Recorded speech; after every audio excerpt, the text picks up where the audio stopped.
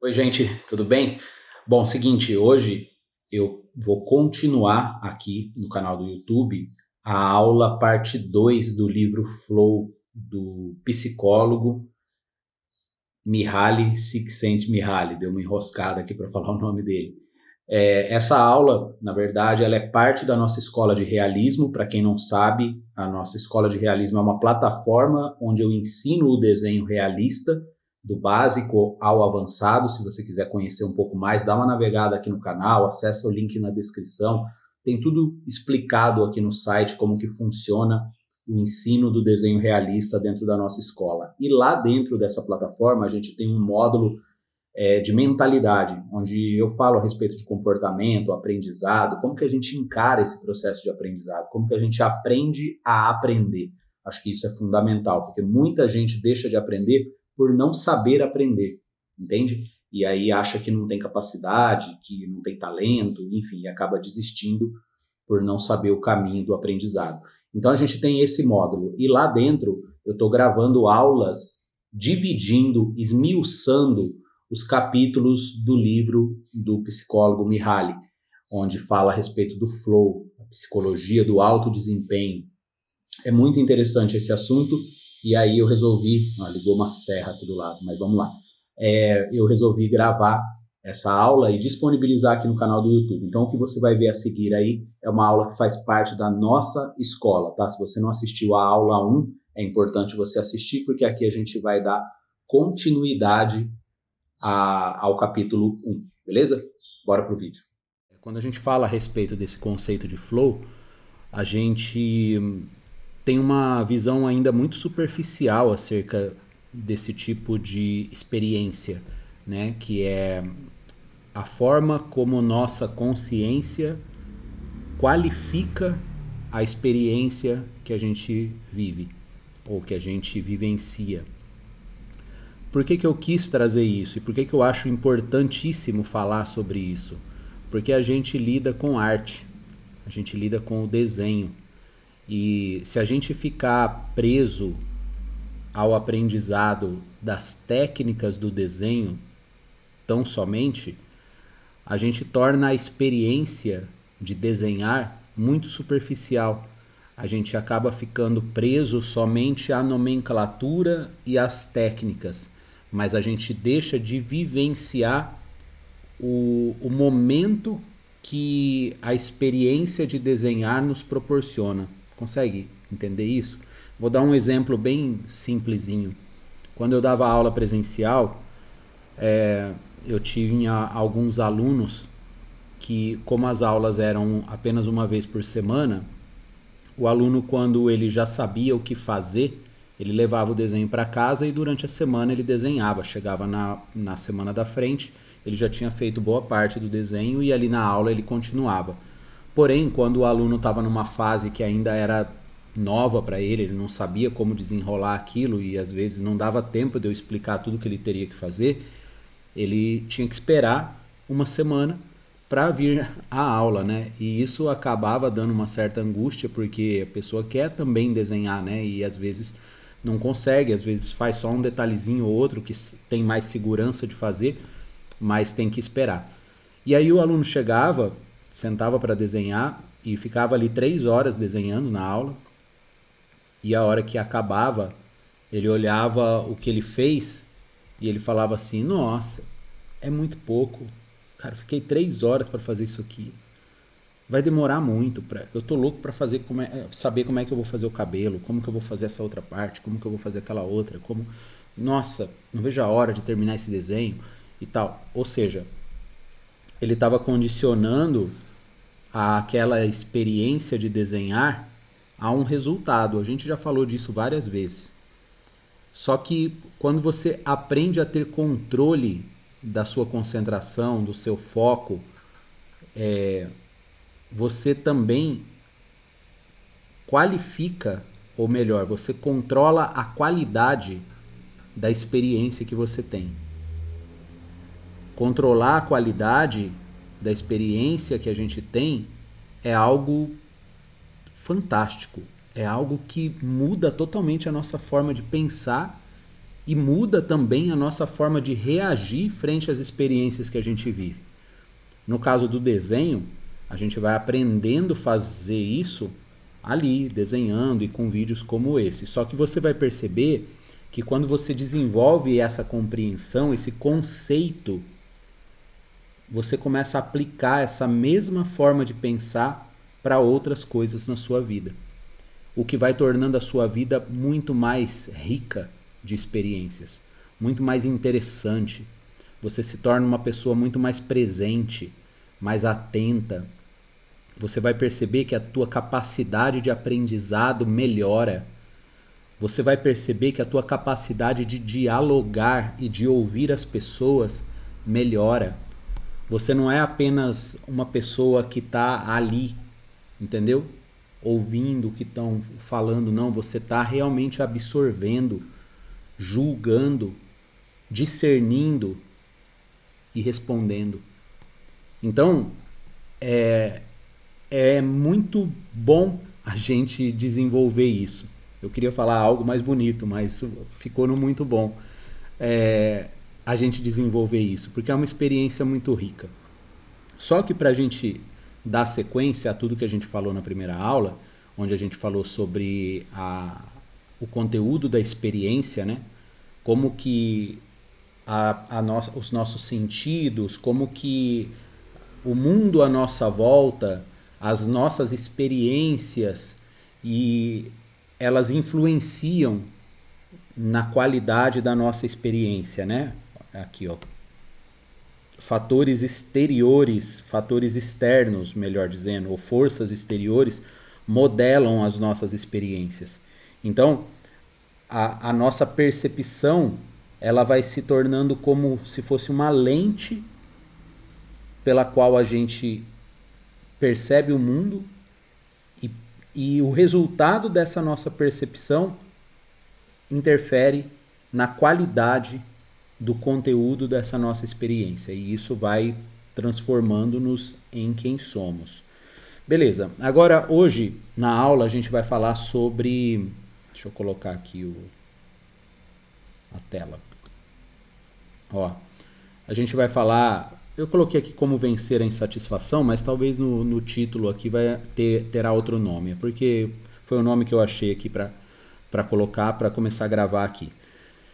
Bom, a gente tem que ter consciência primeiro de que nós vivemos num universo que não é simétrico e nem... aliás, não é simétrico e não responde às nossas expectativas. O universo é caótico, ele é aleatório. Claro que existe nele uma certa ordem, mas essa ordem não está nem aí para as nossas expectativas, né? Então, por exemplo, se tiver que chover, vai chover, meu. Não adianta nos planos que você fez. Você fez, final de semana vamos fazer uma festa a céu aberto, na chácara, com piscina e tudo. Chega no dia, chove, cai um temporal, estraga toda a festa. E aí, o que você vai fazer? Vai ficar bravo com o universo? O universo obedece a leis próprias. Ele não está sujeito às nossas vontades e aos nossos caprichos. Mas acontece que nós não somos assim. Nós aprendemos, para que a gente desenvolva a nossa qualidade de vida, ou aquilo que a gente chama de qualidade de vida, a gente precisa desenvolver um padrão de metas, de regras, de coisas que tornem o universo... Esqueci de desativar o relógio. Que torne o universo compreensível para nós. É curioso que, se a gente olhar para a história, por exemplo, existiram muitas filosofias, muitas culturas e crenças que de alguma forma tentava explicar o fundamento do universo, do mundo, não é?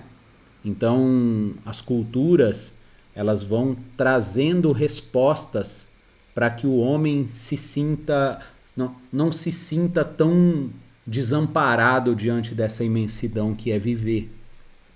Então, essas filosofias, de alguma maneira, elas nos oferecem uma resposta. Ah, como que acontece isso? Ah, foi Deus que fez assim, foi Deus que criou. Ah, não, isso aí é resultado da outra encarnação que... Entende? Ah, quando era na época dos deuses, havia os deuses, né?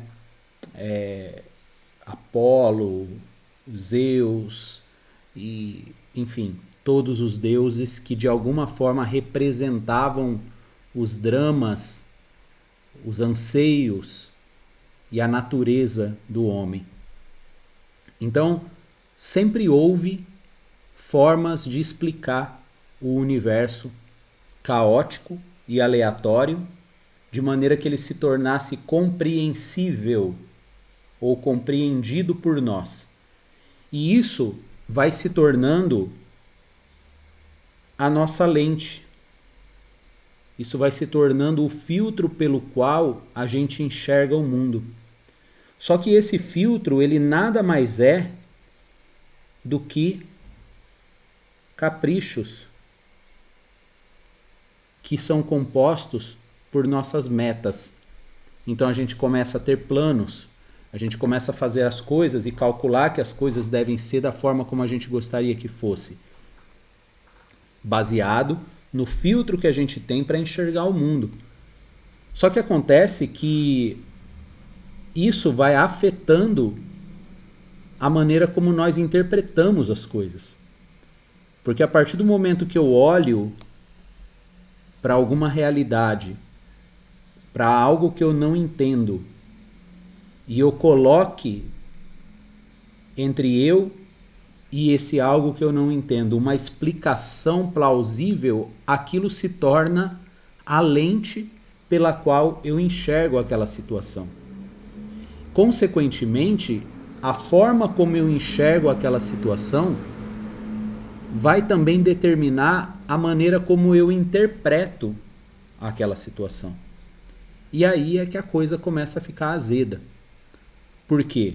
A gente vai percebendo que isso nada mais é, como eu coloquei aqui, ó, que uma experiência subjetiva. Por quê? Não é um fato, é algo que você interpretou baseado nas crenças que você construiu, na cultura, e isso é resultado da cultura onde você nasceu. Você já parou para pensar que se você tivesse nascido em outro país, se você tivesse nascido, por exemplo, num país com uma religião...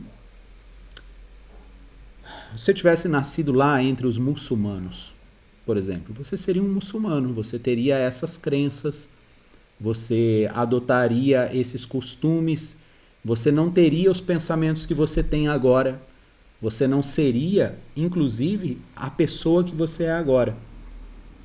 Se você tivesse nascido do mesmo pai e da mesma mãe, só que em um país diferente, você seria uma pessoa diferente. Porque você iria crescer com outras lentes sendo colocadas nas suas percepções e o mundo iria formar dentro de você um conteúdo de uma pessoa diferente. Não é louco pensar sobre isso? Eu acho fantástico pensar sobre isso, cara. Porque a gente começa a entender que não existe uma verdade absoluta. Não existe algo... O que para mim é uma verdade absoluta, para outra pessoa pode ser totalmente o oposto e ela defender aquilo com toda a certeza de que é uma verdade absoluta. E para mim, ser uma loucura. Acontece que eu não posso julgar isso, porque as lentes que foram colocadas nela é totalmente diferente da minha. Eu não consigo enxergar a vida pelo olhar dela. Eu só consigo enxergar a vida pelo meu olhar. Por isso que é interessante quando a gente enriquece as nossas experiências. A gente enriquece o nosso repertório de comportamentos. A gente conhece outras culturas, a gente ouve outras histórias, outras realidades, como que as pessoas descobriram aquilo, por que eles acreditam daquela forma. A gente vai percebendo que existe uma variabilidade, todas com o mesmo fim. de explicar o inexplicável, de explicar o sentido da vida, de explicar o porquê que nós estamos aqui, de explicar para onde estamos indo, de explicar o que acontece depois do fim, da morte. Acaba. Cada cultura, cada crença defende uma coisa. Só que você está entendendo que isso é fundamental para interferir na forma como você se sente diante das experiências que você vive? Isso é fundamental, porque a partir do momento que a sua lente se torna o seu filtro pelo qual se constrói caprichos e se estabelecem as suas metas, isso vai determinar como você interpreta as coisas. Isso vai se tornando o conteúdo da sua consciência. E aí o que isso gera? Quando as metas são atingidas, gera frustração. Ó. Quando as metas não são atingidas, gera frustração. Mas não é porque as metas não foram atingidas. Ó, por exemplo, quando eu dei o exemplo da chuva. Você tem o objetivo de fazer a festa no fim de semana na chácara com piscina. E aí chove. O seu objetivo, a sua meta era aquilo. A sua meta não foi atingida. Você logo sofre frustração. Então a gente entende que frustração é resultado de expectativas que construímos. Por isso que diante do aprendizado a gente precisa ter consciência. Consciência da dificuldade, consciência dos obstáculos, consciência do tamanho daquele desafio que a gente está entrando, para não ficar empolgado, iludido, de achar que porque alguém faz, eu vou rapidinho, vou pegar e vou fazer. Não, existe um caminho para ser percorrido. E você precisa olhar esse caminho por uns olhos realistas, sabe? Conscientes. E é isso que essas aulas, essa é a minha finalidade de trazer aqui com essas aulas. Esse olhar realista. E quando as metas são atingidas? Os nossos caprichos são satisfeitos e a gente passa, então, a desejar mais. Ou seja, a gente continua alimentando novos desejos. Também resultado dos nossos caprichos e das nossas metas. Ah, Charles, mas isso é ruim? Não, não é ruim. Mas acontece que a gente precisa entender, diante desse cenário, como que a gente controla a qualidade da nossa experiência de estar vivo, de estar vivendo. Porque se a gente não tiver o controle dessa qualidade, a gente vai viver constantemente frustrado pelas metas não atingidas ou ansiosos para atingir mais.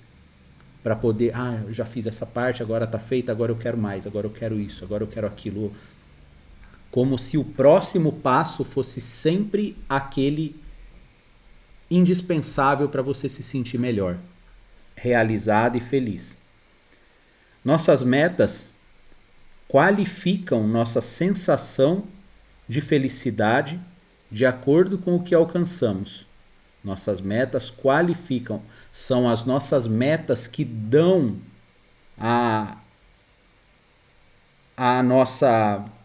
aquilo que a gente alcança, a qualidade de bom ou ruim, de satisfatório ou não, insatisfatório. Me deu vontade de espirrar aqui. Hoje, para você ter uma ideia, qualquer família no primeiro mundo, tá aqui embaixo, tem acesso às receitas de países mais variados e pode preparar o banquete de imperadores do passado. Mas isso nos deixa mais satisfeitos? Hoje a gente come comida de reis do passado. Hoje a gente come pratos que os reis comiam no passado. e mesmo assim a gente não está satisfeito. Ou seja, essa insatisfação é algo constante? Será que a gente vai estar sempre insatisfeito com as coisas? Ah, não, mas eu sou uma pessoa super grata. Ok. Mas você está sempre em busca de algo. Veja bem, não é problema você estar em busca de algo. A nossa questão aqui é como controlar a nossa consciência para usufruir o máximo de prazer que as experiências em si nos proporcionam e não o resultado dessas experiências. A gente passa sempre a viver tendo como alvo o próximo nível. Vive constantemente na sala de espera da felicidade. Agora, o que acontece quando pessoas estão no controle da sua consciência? Pessoas no controle da sua consciência conseguem levar uma vida mais aberta. Mais aberta. Deixa eu corrigir aqui.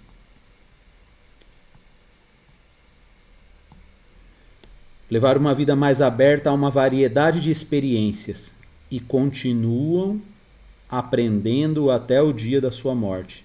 Eles aprendem a apreciar tudo o que fazem, mesmo sendo algo difícil. Mesmo sendo algo difícil. Ou maçante. É raro que tais pessoas se sintam entediadas. Você se sente entediado? Entediada? Se sente meio perdida assim nas coisas que você tem para fazer? Falta metas? Falta objetivo? Falta clareza?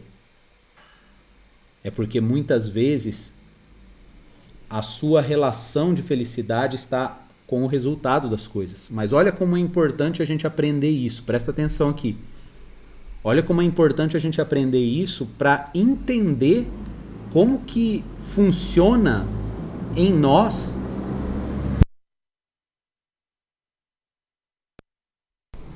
o estado de flow. Como que ele funciona em nós? Como se dá? Como que acontece? A gente consegue entender isso a partir do momento que a gente entra na matrix dessas insatisfações, tédio, metas, caprichos, a forma como a gente vê o mundo. Porque a partir do momento que a gente começa a enxergar as coisas com clareza, a gente começa então a organizar. Sabe? Quando você abre a gaveta e tá uma bagunça. O que você tem que fazer? Você tem que primeiro ir tirando as coisas. E aí depois você vai separando as coisas antes de começar a organizar. Então, essas aulas agora do comecinho é importante para a gente desenvolver essa compreensão do que é o que e onde vai. Para a gente poder desfrutar a experiência do flow com consciência, no controle da nossa consciência, entendendo não só a técnica do desenho, mas entendendo principalmente a forma como eu penso acerca da aplicação daquela técnica. Entende? Vamos lá. Como que essas pessoas conseguiram? Porque os mecanismos de defesa criados não funcionam no longo prazo. Quais são os mecanismos de defesa criados? Isso que eu acabei de falar, das culturas, das filosofias, das explicações plausíveis para o universo, das regras, da religião, da sociedade. Por que essas coisas, com o passar do tempo, não funcionam? As pessoas continuam entediadas, as pessoas continuam infelizes. Ah, porque as pessoas são umas ingratas. Ah, porque o ser humano é ganancioso, porque o ser humano é avarento, é egoísta, porque o ser humano ele nunca está contente com o que tem. Quando a gente fala assim, o ser humano, parece até que a gente é o quê? A gente é extraterrestre? Não, o ser humano somos nós. Somos nós. Nós somos insatisfeitos. Nós somos egoístas. Nós somos ambiciosos. Nós priorizamos o nosso em detrimento do outro. Nós somos assim, por natureza. E é uma luta constante com essa natureza para que a gente consiga, de alguma forma, ter um comportamento mais generoso, mais altruísta. menos egocêntrico. É uma luta constante, só que acontece que toda essa insatisfação ela é resultado de todos esses mecanismos de defesas que foram criados e que de certa forma não funcionam no longo prazo. Por quê? Culturas e crenças, elas servem como lentes. Culturas e crenças, elas servem como lentes. Lembra que aqui atrás, eu falei que a lente é o filtro e essa lente, ela é feita de nossos caprichos e metas? Ok. Culturas e crenças, elas trabalham exatamente em cima disso, dos nossos caprichos e nossas metas. Os nossos caprichos e nossas metas de vida. Você pode ver, se você pega aí, claro que eu não estou generalizando, mas estou dando apenas um exemplo. Mas se você pega aí canais de televisão que mostra igrejas onde as pessoas vão em busca de. E aí depois tem até a sessão de depoimentos, testemunhos. As pessoas vão lá contando como que era antes, para a glória de Deus. É para a glória de Deus. Eu acredito que seja. Isso glorifica a Deus de certa forma, mas a gente não pode negar que existe toda uma estrutura de crença que atua na forma como a pessoa enxerga o problema, a vida, a dificuldade, e faz com que ela tenha uma postura diferente diante daquela dificuldade. Eu não estou falando que é ruim, nem que é bom. Eu estou falando que a crença é uma lente pela qual a pessoa enxerga a vida. Entenda bem essa parte, viu? Não estou falando que é ruim nem bom. Eu estou falando que é. É uma lente. Se eu for da religião X e você for da religião Y, nós olhamos para a mesma coisa e a julgamos de forma diferente. Porque a minha lente foi constituída de caprichos e metas e explicações que serviram de armação para colocar aquela lente. E você, ou X, ou Y, ou Z, recebeu uma outra armação com outra lente para olhar para a mesma situação. Ambas são funcionais. Funciona para mim, funciona para você. Não importa o nome da lente. Não importa o objeto para o qual ela olha. A questão é que ela mudou a forma como você interpreta as coisas. Entende isso? Quando a lente muda a forma como você interpreta as coisas, o conteúdo da sua experiência se torna diferente. E é daí que emerge uma consciência que vai orientar o seu comportamento na direção daquela interpretação, ou como resultado daquela interpretação.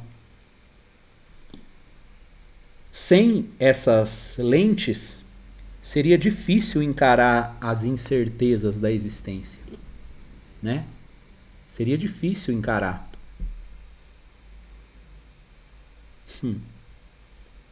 Porque como que eu olho para o universo caótico, aleatório, que não respeita os meus caprichos e as minhas metas? Como que eu posso olhar? Eu preciso dar um nome para isso. Precisa haver uma explicação para tudo isso. Como que surgiu? Como que as coisas acontecem? Por que que as coisas são assim?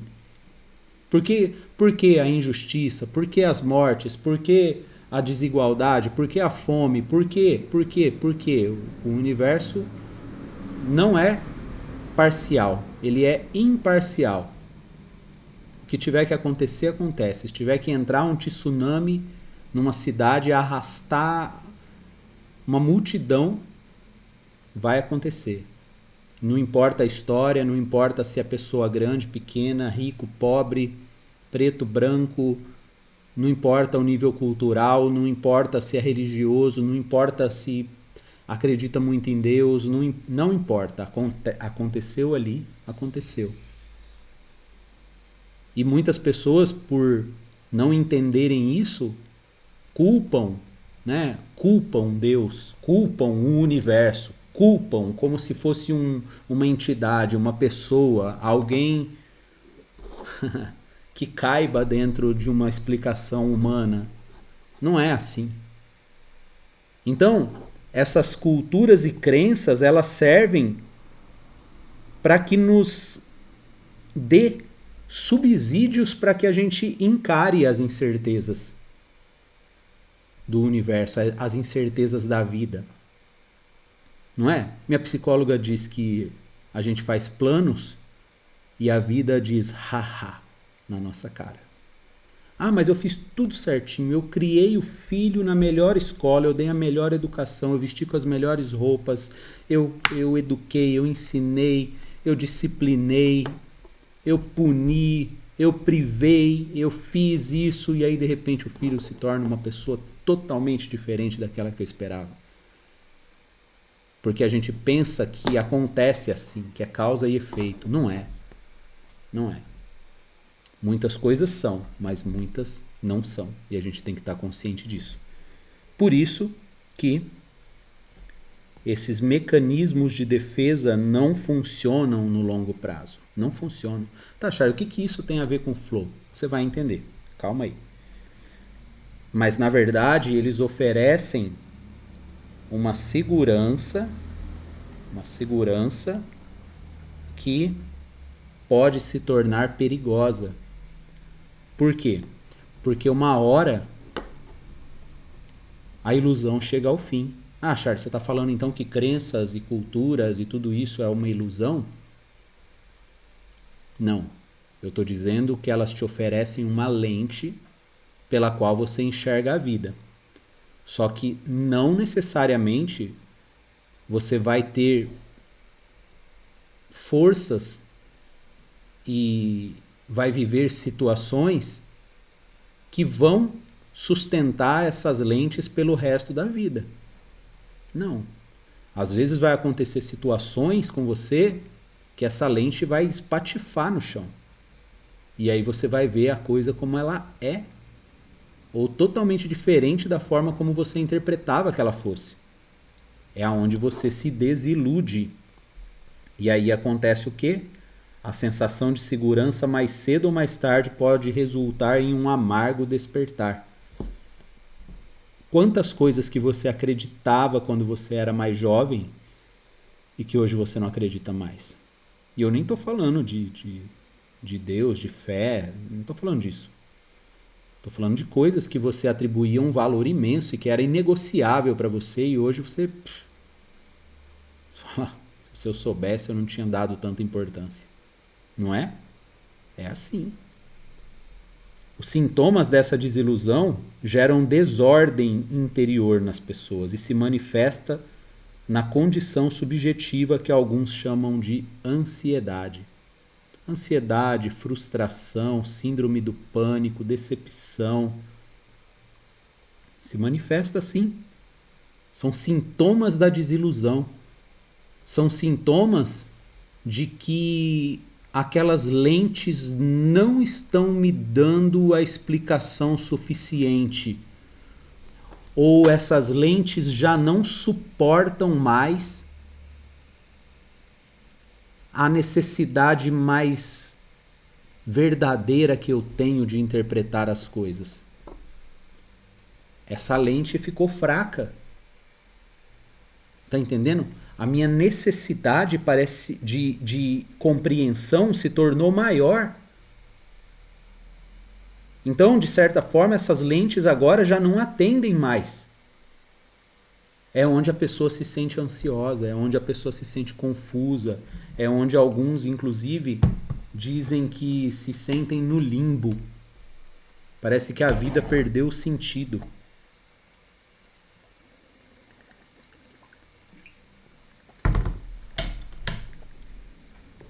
E a gente percebe que nessas horas acontece o amadurecimento. O que a gente pode fazer diante dessa consciência, né? Alguns ignoram. É um recurso. Você se esquiva. Alguns ignoram e continuam alimentando novas metas, buscando prazeres e reconhecimento. Tá, beleza, eu já entendi, mas eu vou continuar. Porque se eu parar, mano, se eu parar o bicho pega, se eu ficar o bicho come, não dá. Não dá para eu ficar questionando a existência. Então ignoram e continuam atrás de novas metas. Continuam deixando de viver o presente, porque quando você... Olha, presta bem atenção nisso. Porque quando essas lentes não suportam mais, elas não atendem mais à necessidade que você sente de compreensão, quando elas não suportam mais, você tem duas alternativas. Ou você encara o presente como ele é e vive o presente com toda a intensidade, consciência, profundidade, sabedoria, alegria. Você vai começar a descobrir coisas que você ignorava porque você mais interpretava as coisas do que vivia. Entende? Quando você deixa a lente de lado, você é obrigado a olhar com força. E aí as interpretações caem por terra. Não, peraí, não é o que eu estou interpretando, é o que eu estou vendo. Entende? O que é interpretar? É julgar bem ou mal, certo e errado, isso faz bem, isso faz mal. Não estou interpretando nada, a coisa é do jeito que é. É isso. É aleatório, é assimétrico, é caótico, acontece assim. Mas por que acontece assim? Não sei, porque a partir do momento que eu tentar explicar esse porquê que acontece assim, eu posso estar incorrendo no erro de estar interpretando através de uma nova lente. Só que é difícil a gente resistir a essa tentação de não ter uma explicação.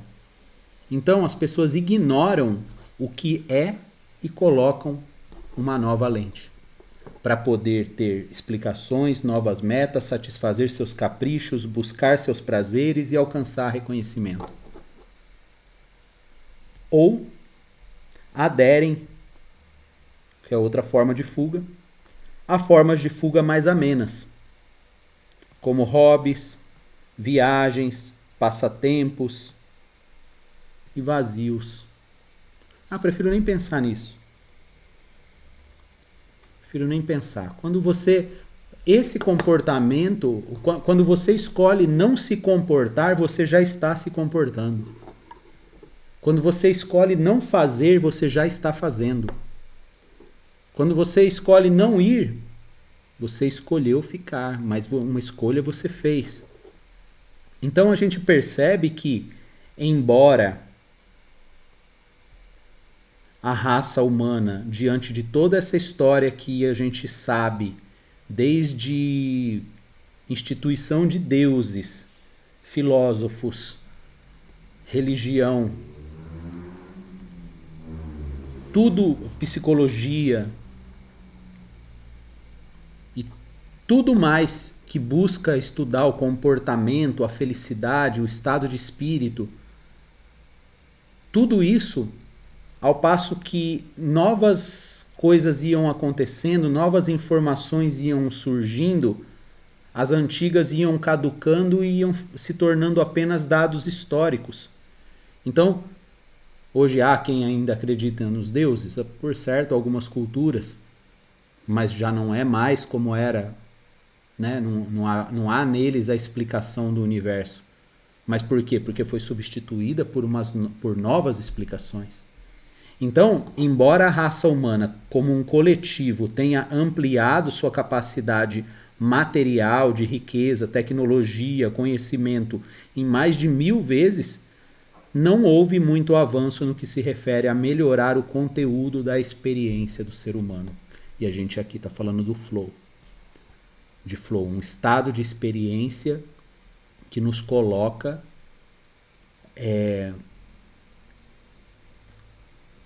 numa percepção de felicidade, realização e desempenho que nos torna mais profundos, mais complexos, mais conhecedores, mais habilidosos mais corajosos, mais ousados. E isso tem como princípio a busca por uma independência. Mas veja bem, vamos entender isso aqui para não ficar confuso. Quando eu entendo que o caminho é melhorar o conteúdo da experiência, eu preciso ter a consciência de que eu vou ter que buscar uma independência. Independência do quê? Independência do que nos controla.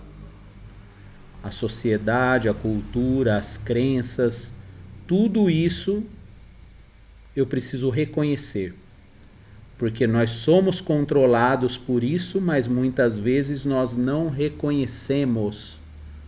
Como que eu reconheço o que me controla?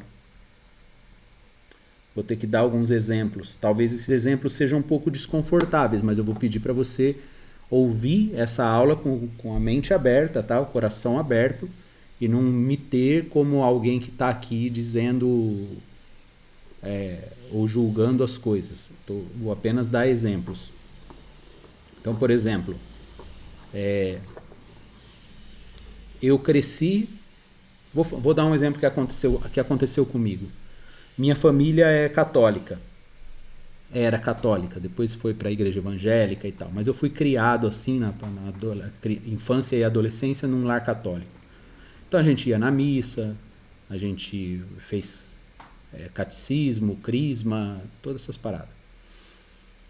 E a gente ouvia os conselhos, né, do padre, ouvia os conselhos da minha mãe, do meu pai, que repetiam as coisas em casa também. Ensinava a rezar, ensinava as orações do Pai Nosso, enfim, outras orações.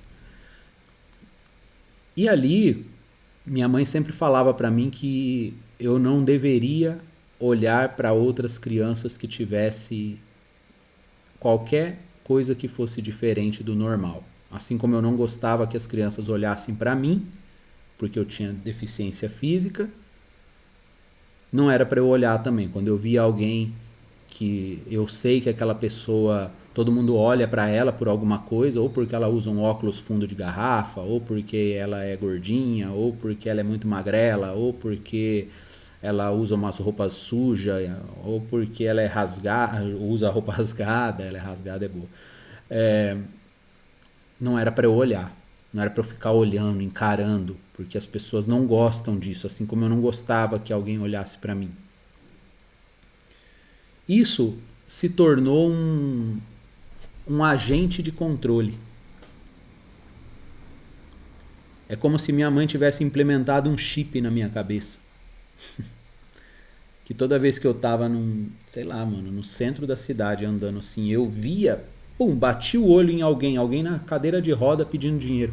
Eu bati o olho, eu já desviava o olho assim, automático. Eu nem olhava assim, eu olhava pra cá. Parecia que eu tava cometendo o maior erro da minha vida, porque minha mãe me ensinou que eu não deveria olhar, cara. Não olha. Eu tava morrendo de curiosidade, tava todo mundo olhando, mas eu não olhava. Isso que eu tô falando aqui é uma forma de eu reconhecer que algo me controlava. O que algo me controlava? Quando a gente fala controle, a gente não tá falando de algo que te amarra, que te obriga.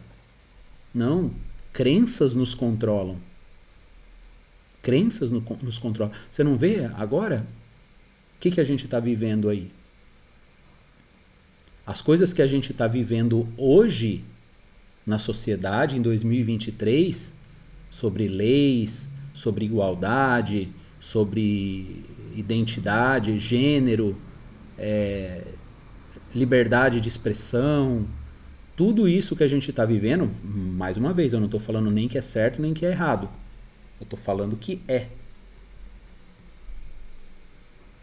fruto de uma cultura que vai trazendo informações e a partir dessas informações nós passamos a nos comportar. E essas informações se tornam agentes controladores. A gente não pode entender que controlador é algo mal, tá? Ah, nossa, a pessoa está controlando, aquilo lá está controlando as pessoas. Não. As pessoas se deixam controlar. Por quê? Porque elas assumiram aquela crença como uma forma de enxergar o mundo, de interpretar o mundo e entender que aquela interpretação as livra dos dramas da existência. Aquilo se torna plausível, é legal, entendi. Compreende? Então a gente começa a... Primeiro passo para buscar a independência é você reconhecer o que te controla. A partir do... A pessoa... Nós somos livres. Nós somos livres à medida que nós nos tornamos conscientes acerca do que nos controla. Então, por exemplo, eu vou dar um exemplo bem básico aqui. Você trabalha e você está aí no serviço e toda hora você pega o WhatsApp para ver se tem mensagem. Ou toda hora você... Vou dar um exemplo melhor. Você fez um post. Isso acontece comigo de vez em quando. Faço um post que eu acho que foi legal pra caramba. Eu falo, nossa, fiz um post de um desenho lindão. Nossa, a galera vai comentar, vai dar like, vai interagir e tal. Aí eu tô aqui trabalhando e da minha cabeça fica assim, nossa, será que tá indo bem a postagem? Será que a galera tá comentando? Será que já deu muito like? Será que deu bastante visualização? O que eu tô fazendo? Eu tô perdendo o foco e aquela preocupação se tornou agente controladora da minha consciência. E isso está afetando o conteúdo da minha experiência. Eu estava aqui estudando e aquilo começou a controlar. Quando eu não tenho consciência disso, o que eu faço? Eu estou lendo aqui, ó, pensei na postagem, falei, deixa eu pegar o celular, pego o celular, que nem está aqui o celular, pego o celular e vou olhar. Aí eu olho ali, dá aquela satisfaçãozinha, sabe? Ah, legal, o pessoal tá comentando, a galera tá curtindo. Nossa, preciso estudar. Aí eu ponho pra lá, aí leio mais um pouquinho. Tá. Será que o fulano comentou também? Pá, daí pego aqui. Tá entendendo? A partir do momento que eu tenho consciência de que esses pensamentos que estão vindo aqui, eles são resultados de uma interpretação que eu tô fazendo e que ela está controlando a minha consciência, a partir do momento que eu entendo isso, eu assumi o controle da minha consciência. Então agora eu tenho consciência acerca do que estava controlando o meu comportamento. E isso é fundamental para você entrar em estado de flow. Porque senão você não consegue. Você fica, sabe, como se fosse uma marionete sendo conduzida por umas cordas invisíveis de contingências e de agentes controladores que você não sabe nem o porquê que você está sentindo aquilo. São circunstâncias externas, essas contingências de controle ou agentes controladores, tá? São circunstâncias externas e eles se manifestam por meio de sistemas sociais que nos oferecem recompensas e punições. Então a gente se comporta assim. Por que eu não vou fazer uma postagem, sei lá, xingando o presidente? Porque eu vou ser punido. Vou ser punido, cara. Então se eu vou ser punido, eu não vou fazer. Ou seja, o medo da punição controla o meu comportamento. Ah, mas eu vou fazer uma postagem falando assim, escrevendo uma coisa assim que a galera vai gostar e todo mundo vai elogiar e vai dar like, vai viralizar esse conteúdo e é legal. Recompensa. Eu estou sendo controlado pelo desejo da recompensa. Então, esses sistemas de redes sociais, os sistemas sociais são circunstâncias externas que alimentam constantemente o nosso sistema de recompensa e punições. E a gente se comporta baseado nessas circunstâncias.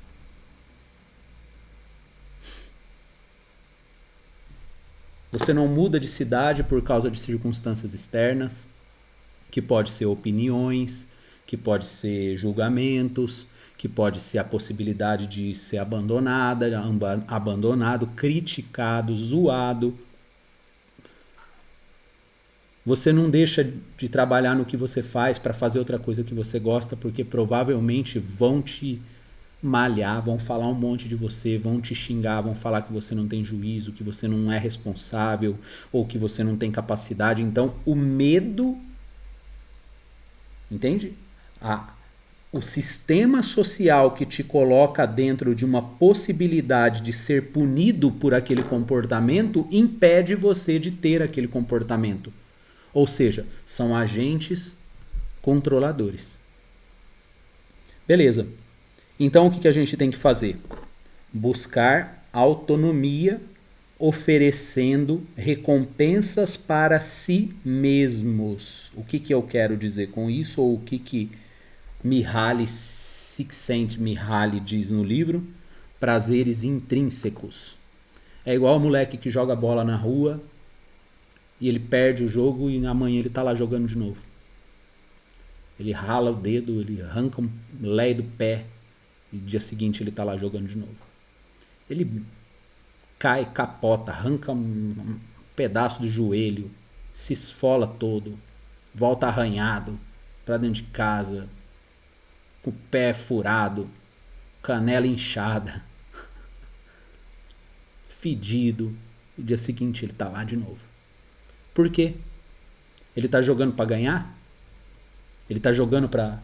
Não, ele tá jogando porque ele gosta. Ele gosta de estar ali. É igual meu menino fala, às vezes ele fala assim, a hora que acabar a aula, eu posso ficar um pouco lá na porta da escola? Eu falo, mas por quê? Porque você não vem embora? O que você fica fazendo lá de bom? Ele falou, só pela resenha. Só pela resenha, só pelo bate-papo. É gostoso. Entende? É um prazer intrínseco. É um prazer intrínseco. Então, buscar autonomia oferecendo recompensas a si mesmo. Então, por exemplo, quando eu pego e falo, vou treinar por 60 dias, que nem eu estou fazendo. É para chegar em algum lugar? Não. É para ficar fortão? Não. É para... Não, cara, não é para nada disso. É porque isso me ajuda a ter um maior controle da minha consciência.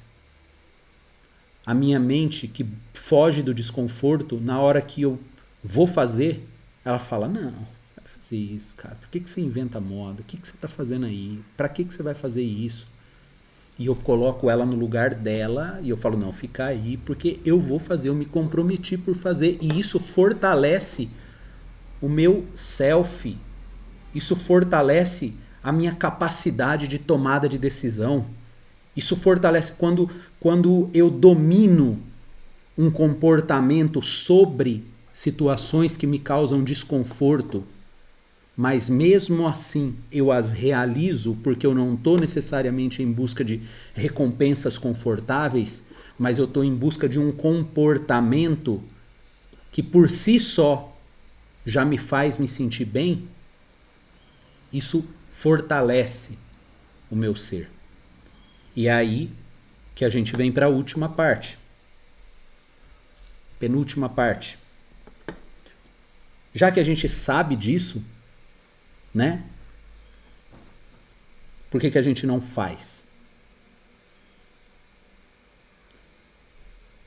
Porque por um lado, se for ver, é até fácil, porque só depende de nós. Porém, por outro lado, isso exige muita disciplina.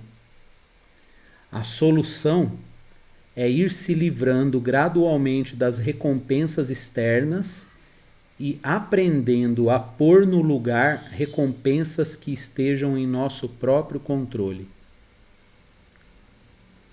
Quando você faz um desenho, você tem que ter a consciência de que não importa se ninguém ligar. Não importa para quantas pessoas você vai mostrar. Você tem que se sentir realizada por ter feito. Mas falar é fácil, Charles. Não. Quando você coloca em prática com disciplina o fazer, você começa gradualmente a conferir prazer ao fazer. Você desconecta o prazer de um resultado e conecta o prazer à disciplina de ter feito. Você começa a se sentir feliz porque você está conseguindo desenvolver disciplina. Olha que legal. Tá entendendo? Você desassocia das recompensas e das punições e você associa o seu comportamento, presta atenção nisso, você associa o seu comportamento à disciplina que você está fazendo. Por você não ter falhado, você se sente feliz. Mais um dia eu fiz sofrido, fiz cansado, mas fiz. Quando você começa a associar prazer à sua capacidade de fazer, você vai fazer com mais frequência. Você vai fazer independente da recompensa. Você vai fazer independente do reconhecimento, do resultado ou das punições. Você vai fazer porque você sente prazer em fazer. E a hora que você acaba de fazer, você se sente um pouco maior, um pouco mais feliz, um pouco mais satisfeito, satisfeita, um pouco mais realizada consigo mesmo, de falar, puxa, que legal. Tava com uma preguiça de fazer, não tava com vontade de fazer, mas fui e fiz. E ao passo que você vai repetindo isso, aqui ó, é difícil, tá? Ao passo que você vai repetindo isso, você vai transformando gradualmente, você vai passando gradualmente das recompensas externas para as recompensas que estejam dentro do seu próprio controle. Olha que legal. A psicanálise explica, de alguma forma, a estrutura dessa personalidade. Quando a gente entende essa estrutura de recompensa, do fazer agora, do não fazer, da punição, do prazer, do crescimento, da autossatisfação, Freud determinou, ensinou e trouxe esse conceito de id, superego e ego. Muita gente aqui já conhece, muita gente de repente só ouviu falar, mas não sabe a diferença entre eles. Mais uma vez, não estou dizendo que isso aqui é o certo e de que quem falou aquilo outro está errado. Eu não estou falando isso. Eu estou trazendo um conceito que alguém estudou e trouxe isso. Não necessariamente é verdade absoluta, mas é uma forma, é uma lente que vale a pena olhar por ela. Então ele traz o id. Nós somos constituídos, a nossa personalidade é constituída por esses 3 atributos. O id, que são os instintos primários, tá? Instintos primários. Fome, sede, sexo, tudo que diz respeito aos nossos instintos. Então, esses nossos instintos estão em nós, independente da cultura, independente do nível cultural, independente de quem somos ou da personalidade que temos, independente de qualquer coisa, nós temos esses instintos primários e eles são regidos pelo princípio do prazer e pela fuga da dor. Então você pode ver uma criança que ainda não tem conceito nenhum de cultura, de educação, de conhecimento, de nada. Mas pelo instinto, ela foge da dor. Ela coloca o dedinho na tomada, deu choque, ela não coloca de novo. Ela fez uma arte ali que machucou, na hora que ela vai fazer de novo, ela vai lembrar. Tem criança que até olha e fala, né? Dói. Ai, ai. É o instinto, fuga da dor e a busca por prazer. Busca por prazer. Ela gosta de banho, ela gosta de água, ela gosta de fazer as necessidades dela, onde ela tiver, ela faz xixi, faz cocô, onde tiver, faz parte do instinto dela. Ela tá com fome, ela chora. Ela chora, chora, chora até dar comida, até dar. Deu, ela come, ela satisfez o instinto, ela para. Então, uma parte da nossa personalidade é constituída por esse instinto. Nós somos assim. Sentimos fome, sede, necessidades sexuais, necessidades afetivas, enfim, tudo isso que vem da força biológica. Superego, que é a parte que é construído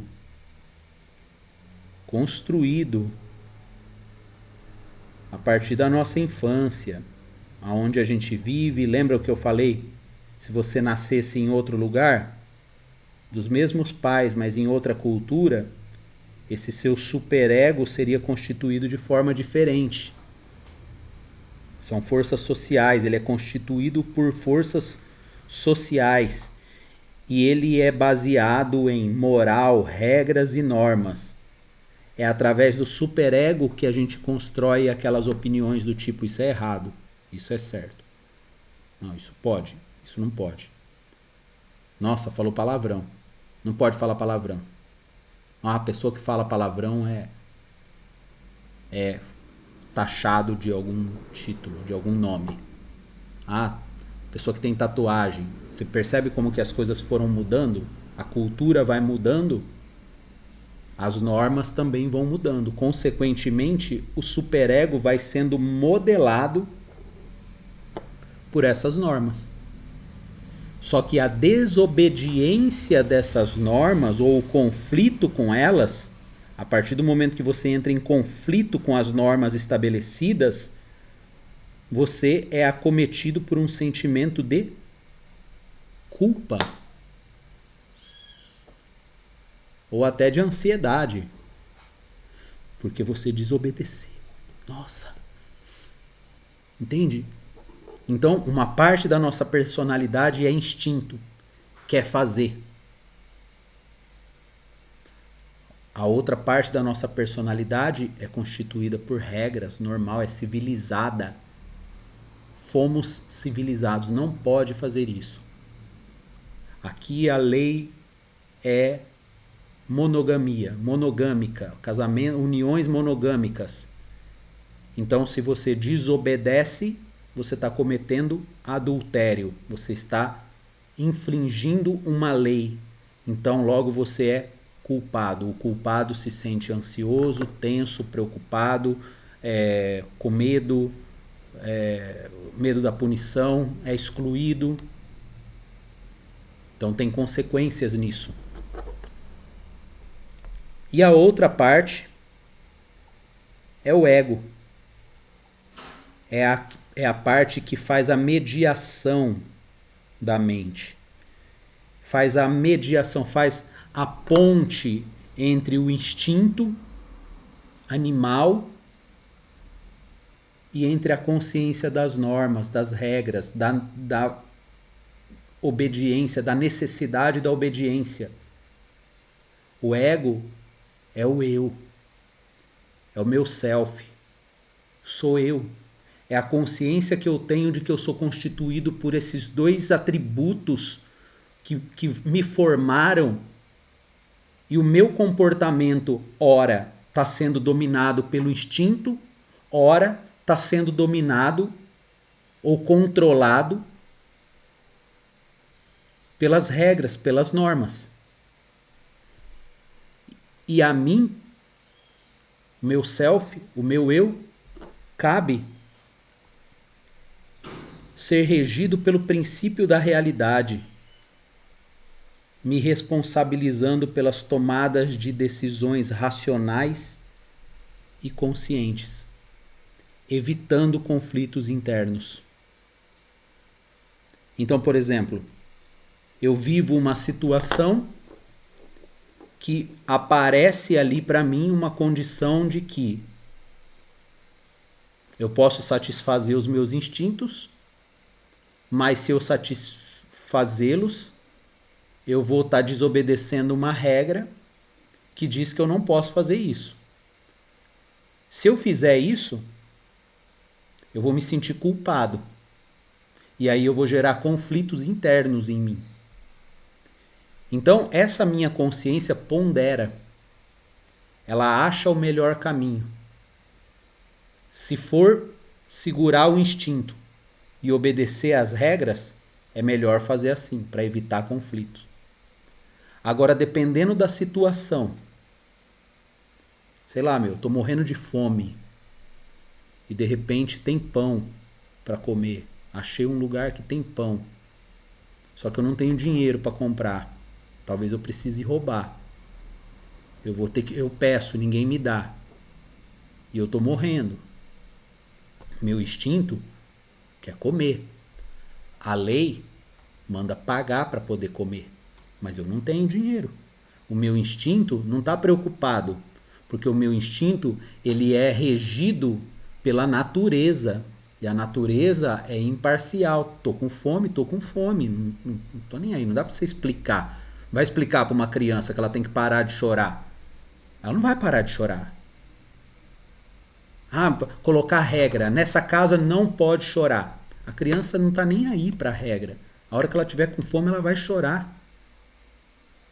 Agora, quando a gente é adulto, quando a gente desenvolveu essa parte mediadora da mente, começa a ter um conflito.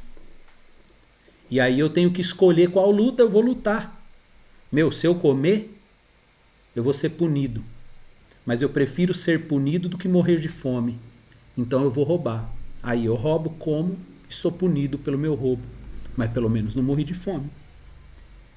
Não estou dizendo que é o certo nem o errado, tá, gente?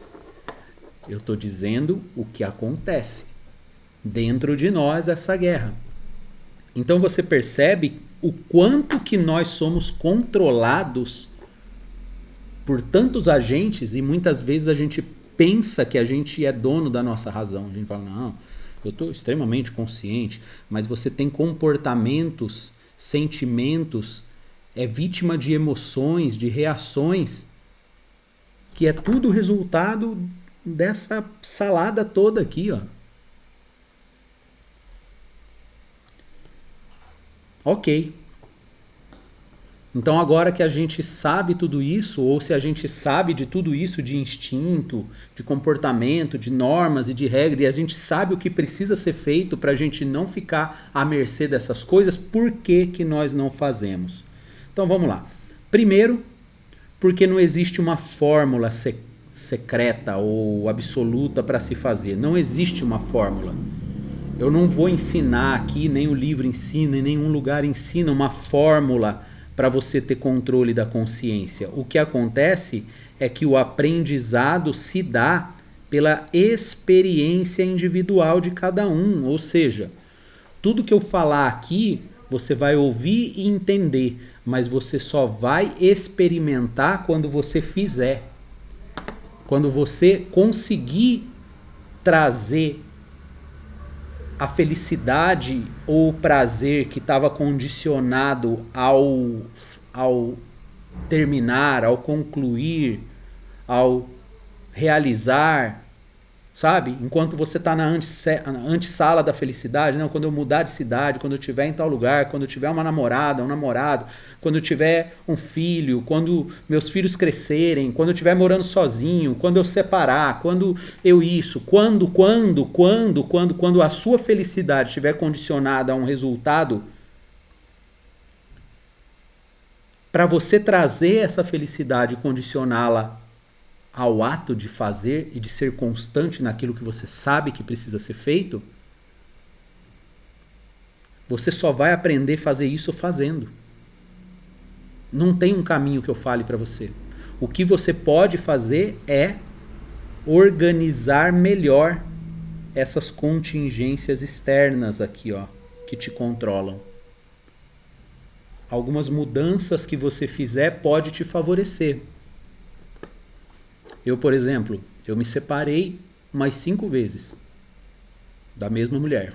A gente foi casado 15 anos e a gente separava e voltava. Separava e voltava. E toda vez que separava e quando voltava eu sabia que não ia dar certo. Mas as contingências que me controlavam eram muito presentes para que a gente voltasse. A gente criava caminhos para que essa volta fosse possível. E depois a gente criava caminhos para que a separação acontecesse. Até que numa das vezes, na terapia, ela falou para mim, você vai ter que mudar isso. Se você não mudar essa peça aqui de lugar, vocês vão voltar de novo e vocês vão ficar correndo a roda dos ratos aí. E o que era? Eu mudar de casa. Eu tinha que mudar para um lugar bem mais longe, porque eu estava morando muito perto. Por causa dos meus filhos, eu queria ver os filhos, eu queria estar perto. Aí mudei para o outro lado da cidade. Mudou completamente. O que eu fiz? Eu mudei as contingências que me controlavam. E aí eu consegui trazer paz para o meu fazer. A minha paz estava sempre condicionada à decisão que eu tinha que tomar. Se eu estava separado, eu queria estar junto. Quando eu estava junto, eu queria separar. Porque nós, enfim, tinha N razões para separar. Mas quando a gente separava, a gente encontrava N razões para estar junto. Entende? Você precisa mudar algumas paradas. Então não é fácil porque só depende... quer dizer, não é fácil porque o aprendizado vai se dar através da experiência individual. E segundo, porque o controle da consciência ele deve ser reformulado toda vez que muda o contexto social cultural. Complexo. Mudou o contexto.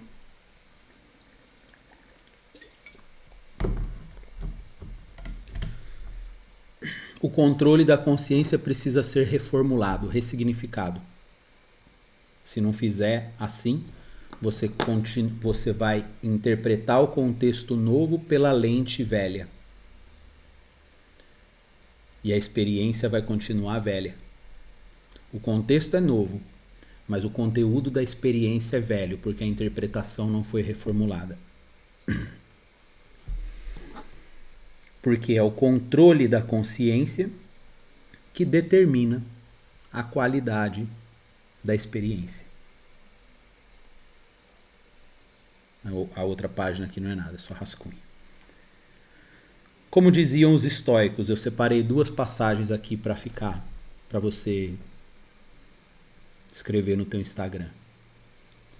Os homens não têm medo das coisas, mas de como as veem.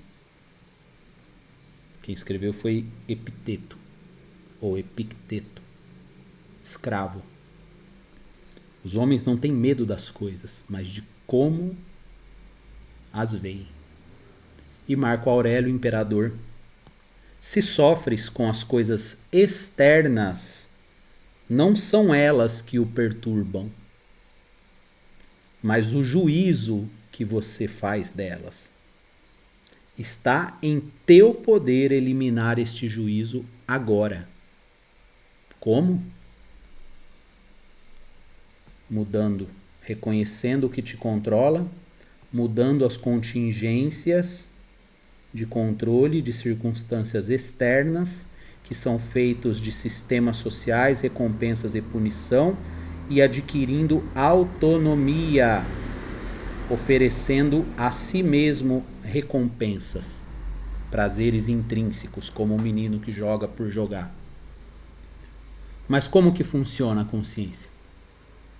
Próxima aula é o que a gente vai descobrir.